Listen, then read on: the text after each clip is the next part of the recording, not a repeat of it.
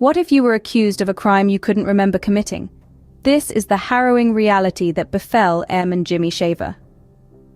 In the year 1954, a crime of unimaginable horror shook the city of San Antonio, Texas. A 3-year-old girl, Cher Horton, was brutally raped and murdered. The city was gripped with fear and outrage, desperate for justice. The individual arrested for this horrendous crime was none other than Jimmy Shaver, an airman stationed at the Lackland Air Force Base. Shaver was found in a state of utter confusion, shirtless, covered in scratches and blood. He had no recollection of committing the crime. Yet the evidence was overwhelming. This wasn't a man who'd simply stumbled upon a horrifying scene. The blood on his clothes and body pointed to an unthinkable act he couldn't remember. But the story doesn't end there. It's just the beginning of a dark and twisted tale involving the CIA's clandestine activities. Enter Dr. Louis Jolyon West, a psychiatrist with a particular interest in hypnosis and truth serum. Dr. West, an intriguing figure with ties to the CIA, was given the task of evaluating Jimmy Shaver's mental state. Shaver, despite having signed a confession, claimed to have no memory of the horrific crime he was alleged to have committed.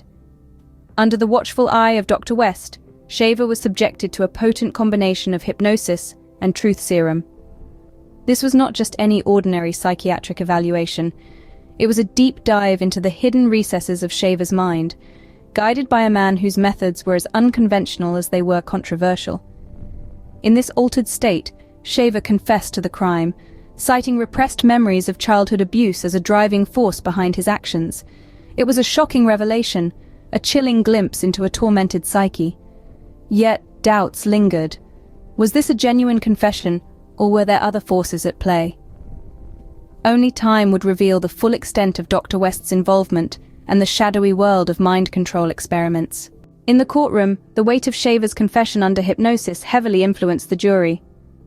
The trial was a spectacle, with Dr. Louis Jolyon West, a renowned psychiatrist, at the center. His testimony was riveting, but something was off. Amid the legal jargon and testimony, what was glaringly absent was Dr. West's effort to exonerate Shaver. He seemed almost indifferent, a stark contrast to the passionate defense usually expected from a defendant's medical expert. The jury, swayed by the confession and the lack of a solid defense, found Shaver guilty. The verdict was a foregone conclusion. Shaver, the man who couldn't remember, was sentenced to death.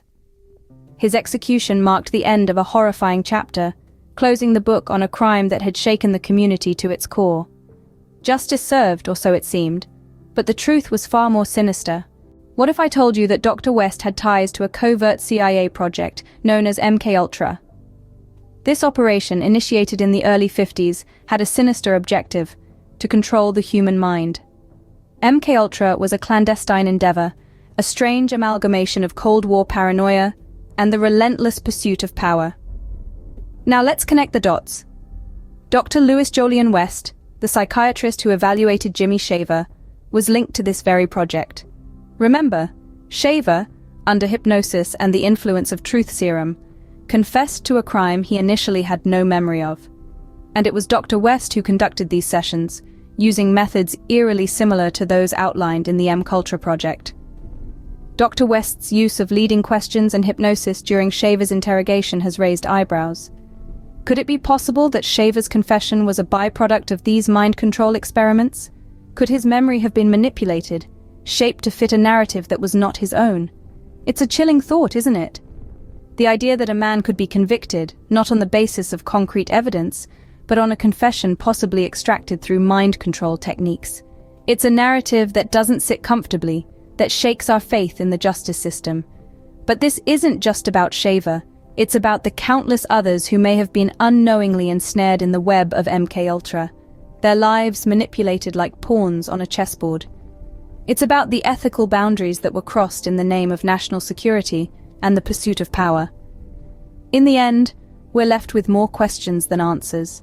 Was Jimmy Shaver a victim of his past, a perpetrator of a heinous crime, or a pawn in a grander scheme of mind control experiments? This case serves as a chilling reminder of the lengths some will go to in the pursuit of power and control.